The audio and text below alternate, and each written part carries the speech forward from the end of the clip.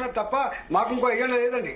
అయితే ఇప్పుడు మహేష్ గౌడ్ ఆరోపణ చేశారు, మీరు ఫామ్ హౌస్ లో మీరు హరీష్ రావు కలిశారు అని చెప్పి, మీరు హరీష్ రావు కేసీఆర్ ముగ్గురు ఒకటే లైన్ లో ఉండాలి అని చెప్పి మీరు మ్యాచ్ ఫిక్సింగ్ చేసుకున్నారు అని కాంగ్రెస్ ఆరోపణ చేస్తోంది.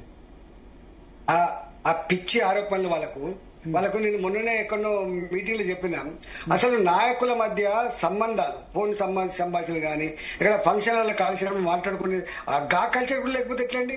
నేను 100 సార్లు చెప్పినా, మీకు బుద్ధి ఉండాలి కదా. ఇవాళ రేవంత్ రెడ్డి గారు మేము పాలసీ ప్రకారం కొట్లాడుతున్నామండి, కానీ రేవంత్ రెడ్డి గారు ముఖ్యమంత్రిగా ఎదురుపడ్డప్పుడు తప్పకుండా ముఖ్యమంత్రిగా నమస్కారం పెడతాం. అది సభ్యత, సంస్కారం. రాజకీయ నాయకుడు అంటే ఆ మాత్రం జ్ఞానం లేకపోతే, ఆ మాత్రం గొప్పతనం లేకపోతే ఇంకేముంటుందని చెప్పండి. ఇప్పుడు ఫంక్షన్ లో మాత్రమే కలిసారు, ఇండివిజువల్ గా కలవలేదు. మాకేమవసరం చెప్పండి, మాకేమవసరం చెప్పండి. ఓకే ఓకే, అంటే నా వాళ్ళకు వాళ్ళ ఇంటెలిజెన్స్ వ్యవస్థ ఏం చేస్తుందో, మంత్రి గారు వాళ్ళ ఇంటెలిజెన్స్ వ్యవస్థ ఏం చేస్తానట్టు మరి మీరు కలిసి పెట్టమని చెప్పండి. దమ్ముంటే మేము ఎక్కడ కలిసినామో, ఏ టైంలో కలిసినామో బయటపెట్టమని చెప్పండి. దమ్ముంటే మీకు అది తెలివి లేదు.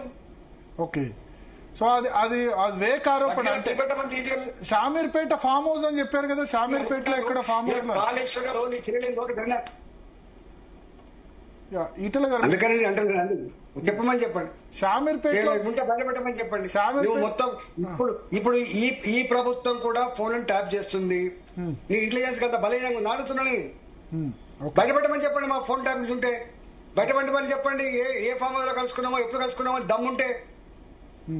అంటే మీరు హరీష్ రావు గలవడం ఇదివరకు నా పుట్టినరోజు సందర్భంగా మా ఇంట్లో కలిసినప్పుడు కూడా వివాదం అయింది. అప్పుడు కూడా ఆయన నేను 20 ఏళ్ళు కలిసి పనిచేసినాం, మీకు తెలుసు భగత్. ఆయన నేను 20 ఏళ్ళు కలిసి పనిచేసినాం. నేను ఫ్లోర్ లీడర్ గా, ఆయన డిప్యూటీ ఫ్లోర్ లీడర్ గా పనిచేసిండు తెలంగాణ ఉద్యమంలో. నేను రాజీనామా చేసినప్పుడు కేసీఆర్ గారు ఒక బాధ్యత చెప్పిండు, ఈటల రాజేందర్ గారిని ఎట్లా చేసి ఓడగొట్టమని చెప్పి. ఓడగొట్టడానికి ఆయన సర్వశక్తులు ఒడ్డిండు 6 నెలల కాలం పాటు. ఆయనకి ఎంత శక్తి ఉందో, ఎంత డబ్బు ఉందో, ఎన్ని పద్ధతులు ఉన్నాయో, ఎంత అధికారాన్ని వాడుకోవాలో అవన్నీ వాడుకొని నన్ను ఓడగొట్టడానికి ప్రయత్నం చేసిండు. కానీ ఆయనకు ఓటమి తప్పలేదు. నాకు కాదు, నాకు ప్రజలు మంచి విజయాన్ని కట్టబెట్టిండ్రు. అయినా దానికే మళ్ళీ సంబంధాలకి రేపు మళ్ళీ ఏమైనా అవకాశం వచ్చిందనుకోండి, ఆ పార్టీని ఓడగొట్టడానికి, నాకే సందర్భం వస్తే ఆయన ఓడగొట్టడానికి తప్పకుండా ప్రయత్నం చేస్తాయి. ఎందుకు చేయని చెప్పండి. ఈటలకు మ్యాచ్ ఫిక్సింగ్ ఉంటాయా? మీకుంటాయి మ్యాచ్ ఫిక్సింగ్లు, మీకుంటాయి ఆ దొంగ ఒప్పందాలు. మాకెందుకుంటాయండి? బాధ్యత మాట్లాడతాం, బాధ్యత కలుస్తాం, బాధ్యత యుద్ధం చేస్తాం అవసరం వస్తే తప్ప బేజాప్తా దొంగ పద్ధతులు మా నైజం మా ఒంట్లో, మా బ్లడ్ లో లేవండి భరత్ గారు. ఈటలకు వ్యతిరేకంగా బీజేపీలోనే కుట్ర జరుగుతుంది అంటారు. ఇది కొద్దిమంది రేవంత్ కు